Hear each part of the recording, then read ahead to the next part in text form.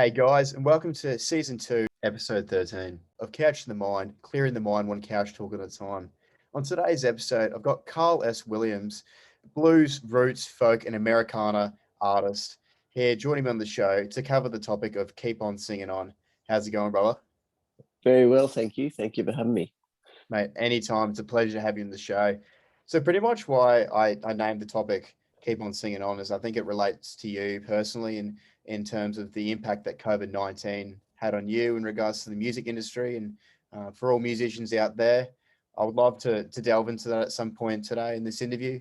But I guess where I would love to start is where you got this interest in music and this passion. Uh, it's just I don't know. I've always been drawn to it, and I never really had the opportunity to play music up until after I kind of left high school. Um, so it's kind of something that I always knew that I was really interested in, but I didn't really know how to kind of engage with it. It's like it was just like, I wish I could play an instrument, or I wish I could, do what these musicians that I love are doing, So it was Yeah, kind of a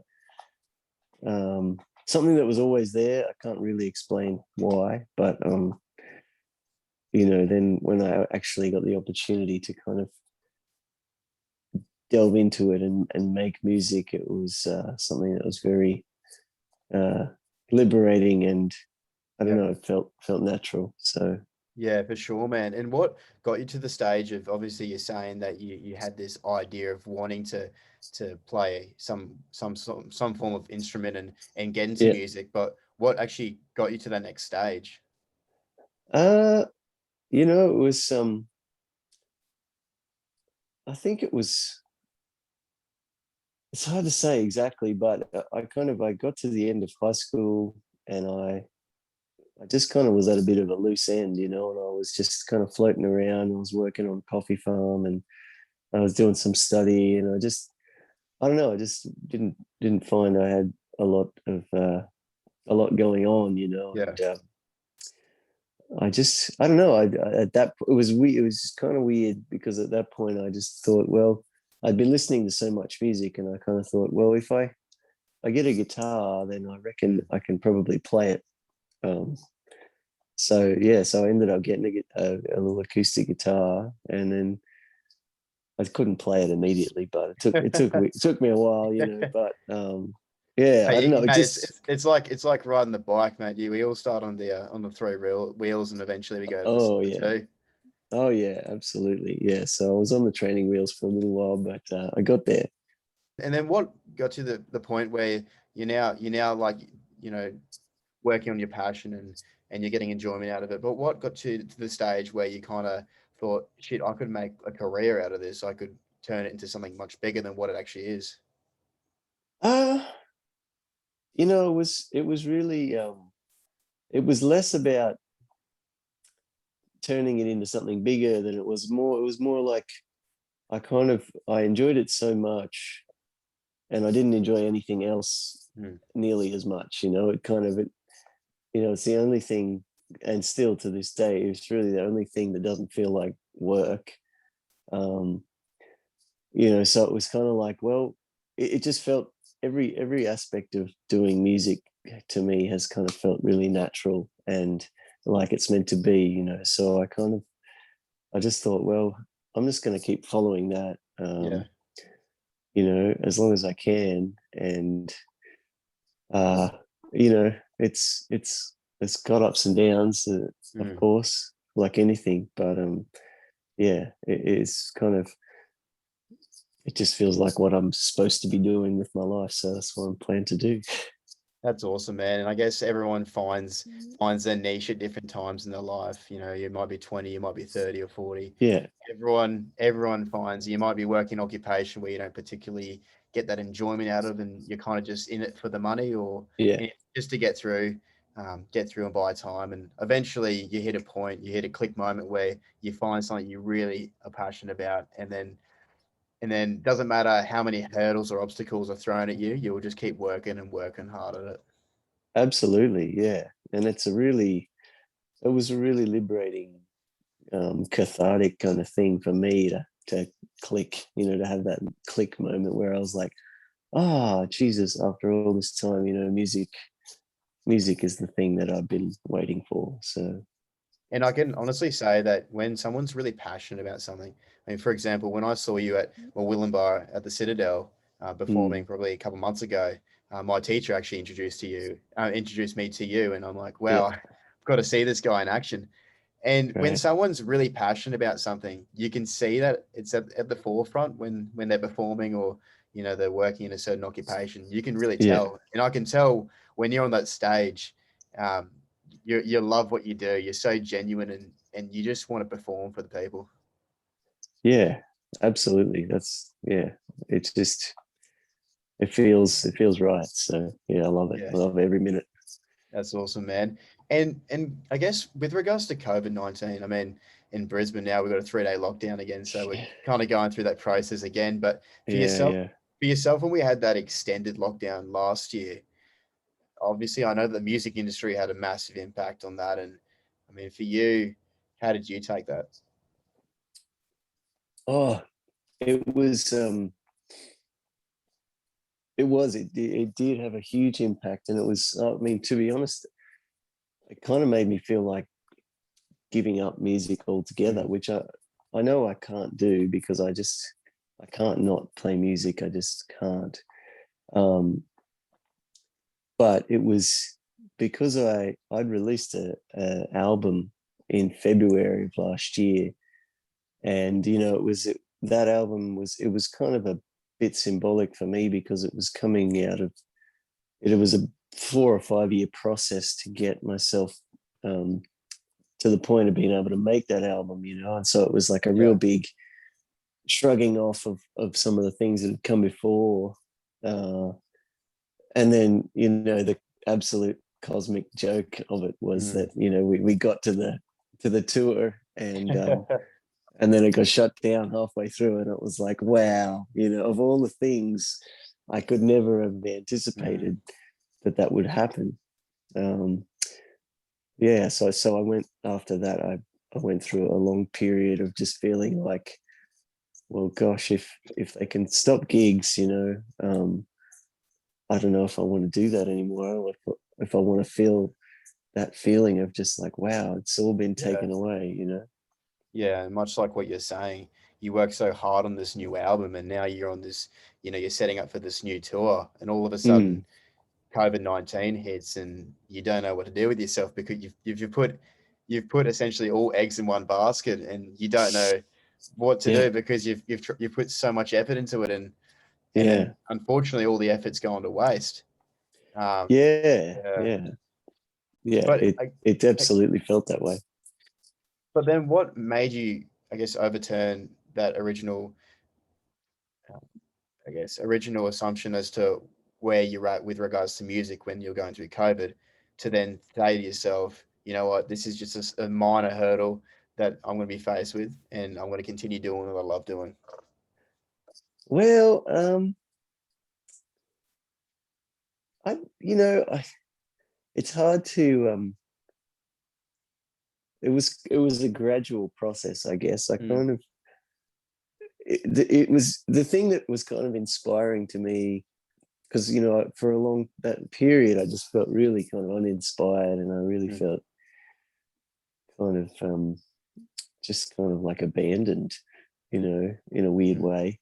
um and then I got asked to do the up in the airlock session thing, which is this YouTube video series that they were Yep. doing up in a studio in Brisbane. And um, seeing all of those guys up there, and it's like, Ian Hogue owns the studio, and there's this incredible team of filmmakers that were there working, and they were all doing it for free because they were in the same boat as I was. They were all like, geez, all my work's been cancelled, so we're just going to do passion projects, for the next little while. And so that was a bit of a turning point doing that, and then kind of seeing that go out and people enjoying that video. And um, yeah, it kind of made me feel like, oh, well, maybe there's some good to come out of this lockdown period, because maybe people are um, sort of reassessing how much value they place in live music in Yeah. particular. So Oh, and yeah, in fact, as well, when you're doing these live sessions, you're helping people with their own personal mental state of mind, because I knew there was a massive impact when going through COVID, because people were kind of reassessing themselves personally, where oh they're yeah, where they're at in life, what they're actually setting out to achieve, and their own general purpose. That was a massive thing, because we were stuck doing absolutely stuff all, unless you were, a part of the essential workers. yeah, But I think for yourself, what you're trying to say to me is that when you went to that YouTube session and you saw other people in the same situation as you were in, I think find a relatability out of something, knowing that there are other people going through the same sort of thing, certainly does mm, help. Certainly helps get through the tough time. absolutely, yeah, and that um, you're so right. That was one of the things, because I guess my initial feeling about the whole um, live streaming thing um, was not positive. I kind of felt like, I'm not sure if this is good or bad. Mm, I felt like it might, change the whole landscape of gigs forever. yeah. But really, like, the role of it was just like you said, for people to gather and to be like, all right, well, we can't be physically close, but at least we can kind of be close, Mm, on this platform, and enjoy, share something together. That was kind of, yeah, it was really kind of really beautiful thing, actually, to see how much people suddenly realized, oh yeah, we need to sort of gather in the ways that we can, and yeah. relate, because we're all going through this same weird thing. And it was good to see. Well, the thing is, with regards to music, I know a lot of people are quite reliant on it, because when they're feeling flat, they'll chuck on a song that chirps them up and gets them in the mood. Yeah, When you go into the gym, you're getting a pump up song on to get you ready for doing a certain session. yeah, People rely on music, man, and when you're voluntarily giving away a live session to a wider audience, yeah, via social media, people will be so pleased and so appreciative of what you guys are doing. yeah. Oh, absolutely. I mean, I rely on music, not just my own, but it's like I know exactly what you mean. It's like it's like air. Yeah. I need to experience that. And I'm curious. I wonder why music has such an impact on us. Like when if you want to be in a flat state, you might put a doomy, gloomy song on. I think of maybe a bit of Jeff Buckley, Hallelujah, Yeah. instantly you'll start to get a tear in the eye. Oh yeah. I wonder why it has such a massive impact on us. Yeah, it's really hard to quantify, but it does, and it's there's something. I mean, I feel like music is it's like a universal language, and it's an emotional language, and it doesn't have to have words or anything. The music itself can be so moving, um, or uplifting, or whatever it may be. And I feel like, I guess the way that I kind of think about it is that music is a language that is kind of pre-exists all other languages, or it transcends languages, Mm. and there's something in it that goes right to the core of what people are. So Yeah, 100%, man. It doesn't matter if you're Australian. I mean, Australian, and you're listening to an like Italian song. If you yeah, have some sort of like positive reaction to that song, you'll listen to it. You'll take it in completely, and you'll figure out what that meaning is to you, regardless of yeah, what they're singing and saying. yeah, absolutely, yeah. There's so much, I love Edith Yeah. Piaf, and I can't understand a word of French, but it's Yeah. beautiful. Yeah, certainly, man. And going back to the idea of working your ass off for something, and then unfortunately toward the end of that, you don't reach that goal.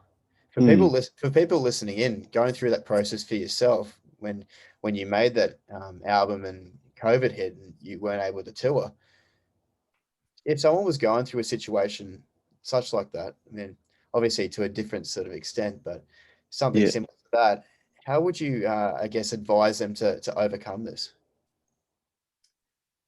Ah, well, gosh, I mean, it's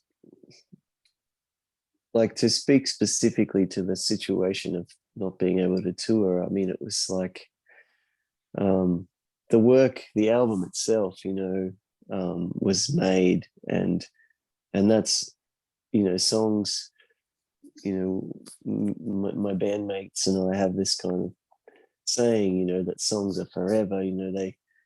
They sort of, you bring them to life, and then they exist forever, and they'll Mm, outlive you.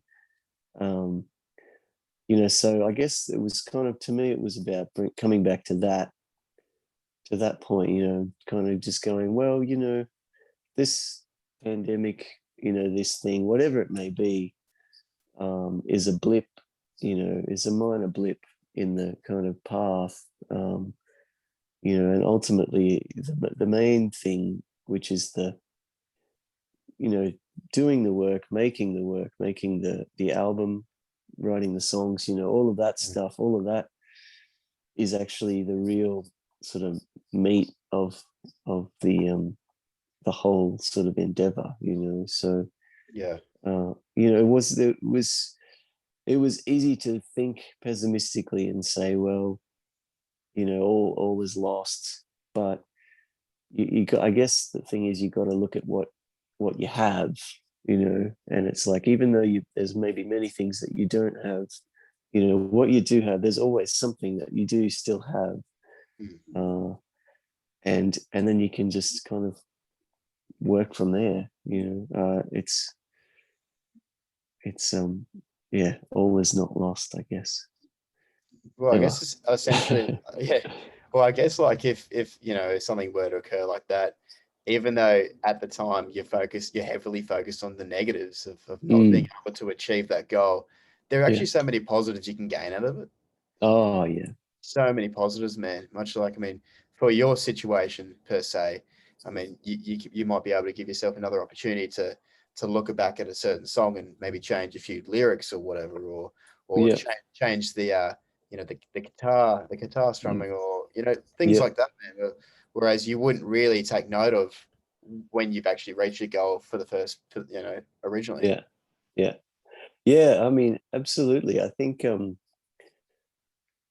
yeah, particularly, like, my whole vision for last year, which was obviously completely altered, but my vision was to, you know, and if things had have probably gone to plan, um, I would have spent the whole year on the road, and I would have probably, yeah, I would have probably really overextended myself in so many ways, to sort of get the album out there and tour it.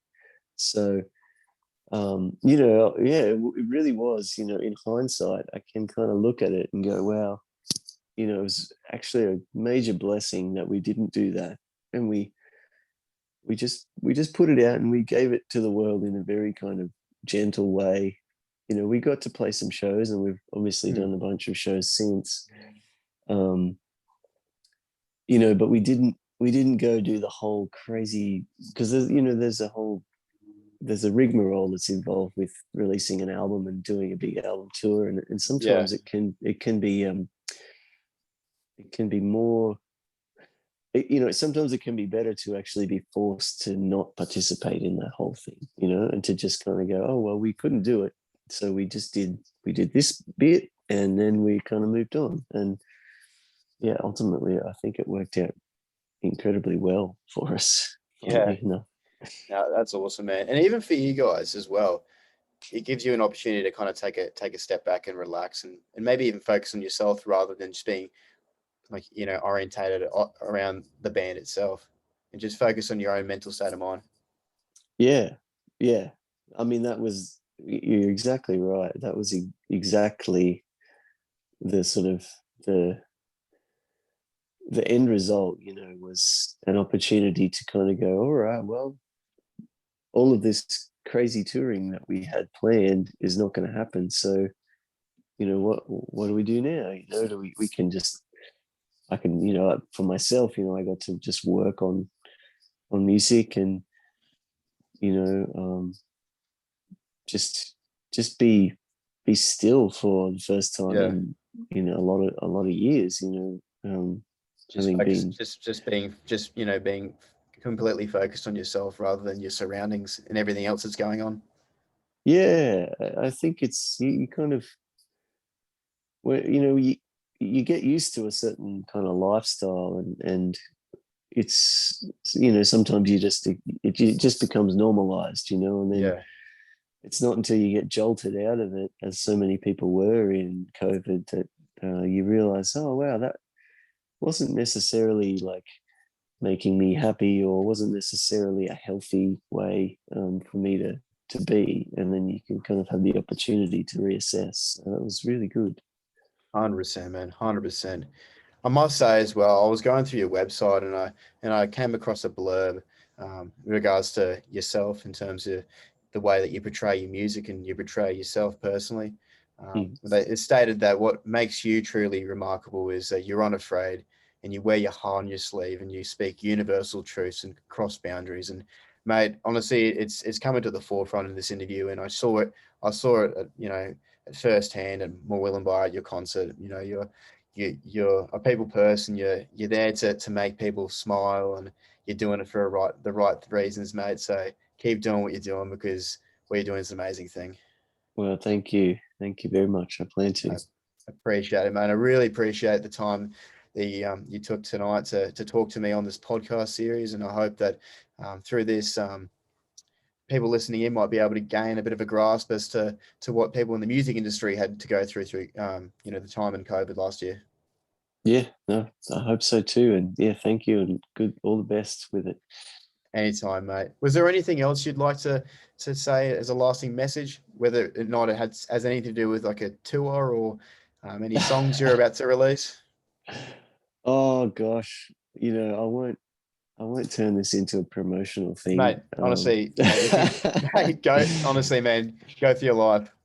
Oh no, I mean, all I can say right now is that, and it just does relate to everything that we've talked about. Is that, like, I do now have the opportunity to work on new music, and I'll definitely be putting out, another album of solo songs sometime this year. So, just look out for that, and hope Ooh, to see some people out there on the road.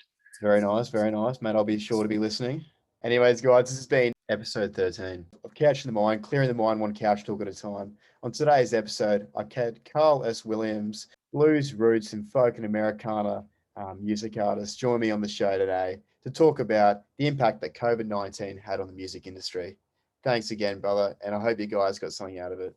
See you later. Thanks. Thank you. See ya.